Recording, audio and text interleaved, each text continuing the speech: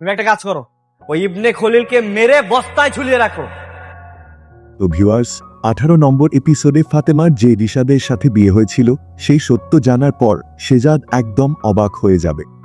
এরপর শেজাদ ফাতেমাকে নিয়ে সরাসরি রিশাদের বাড়িতে চলে যাবে। সেখানে ঋতু শেজাদকে বলবে, আমি তোমার স্ত্রী আর আমাদের দুজনেরই বিয়ে হয়েছিল।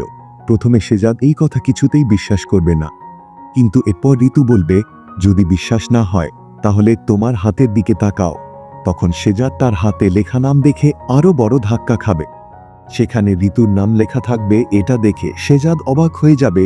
এরপর শেজাদের মনে প্রশ্ন জাগবে, যদি ফাতেমাই আমার স্ত্রী হয়, আমার আগে বিয়ে হয়েছিল জানা সত্ত্বেও ঋতু আমাকে কিভাবে বিয়ে করেছিল? ফাতেমা বলবে না আমি বিবাহিত, তাহলে এতদিন সত্যটা লুকানো হলো কেন? আর রিশাদের সাথে ফাতেমার সম্পর্কই বা কি?